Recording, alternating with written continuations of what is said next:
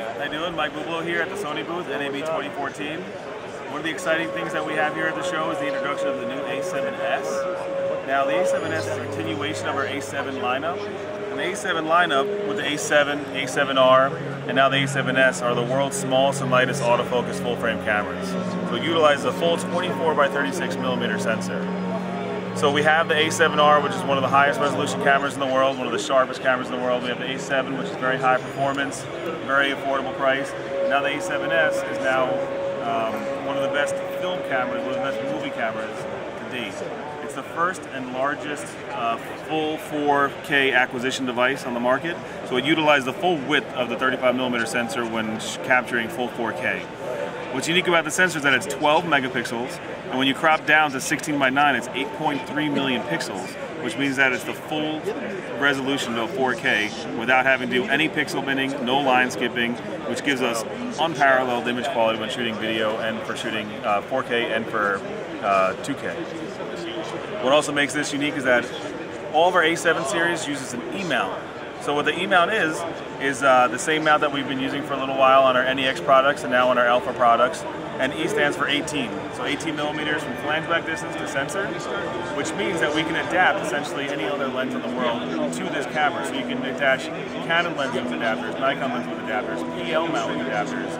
And of course we have our own E-mount system. So we have E-mounts for APS-C, and now we have the FE, which stands for full frame E-mount. So we have 5 lenses now and more lenses to come.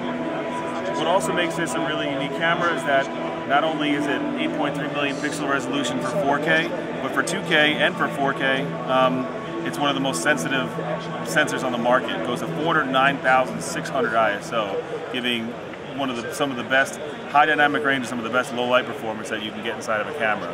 And since the lens is so sensitive, it also gives it -4 EV autofocus performance, which means that it can focus very accurately and very quickly, even in very, very low light situations. So for 4K acquisition, the camera needs to export, it needs to use the HDMI to an external recorder. And when you do that, you're going to get full 8-bit 422 S-Log2 video in full 4K resolution or HD resolution.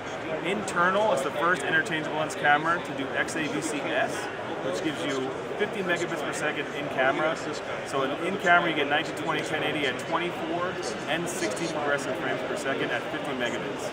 The camera can also do 120 frames per second at 720. What also makes this camera unique, because how good is video if you don't have any sound? You can actually attach the remote interface to an XLR input adapter that we currently sell, and we're also going to make an updated one in the future. So this way you can get full uncompressed XLR audio, even through a camera at this size.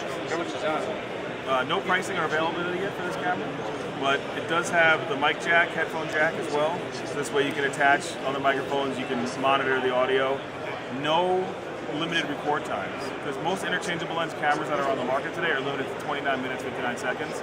And what makes this camera, even though it's identical in size to the A7 and the A7R, it is slightly heavier, and that's because the heat sink in the camera is much larger to accommodate longer record times. So you're going to be able to get about an hour and a half of 4K or HD acquisition in camera per battery charge. So you're going to be able to get a very good heat sink.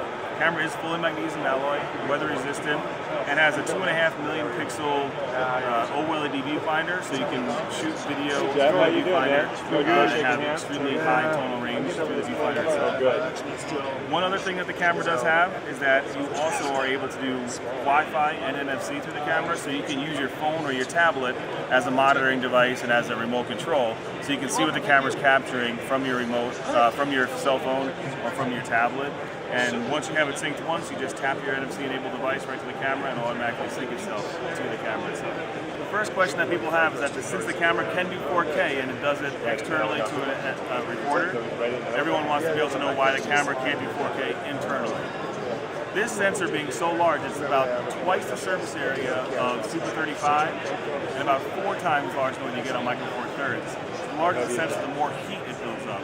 And since we wanted to keep the body small and compact and modular, the amount of heat that 4K acquisition creates on a full-frame sensor was just not, we weren't able to create and dissipate that much heat inside this camera, and that's the reason why we're not able to do 4K, or the reason why we chose not to do 4K in the camera and decided to do it to an external recorder. come by, see the Sony A7S here at the NAB booth in 2014. Thank you very much.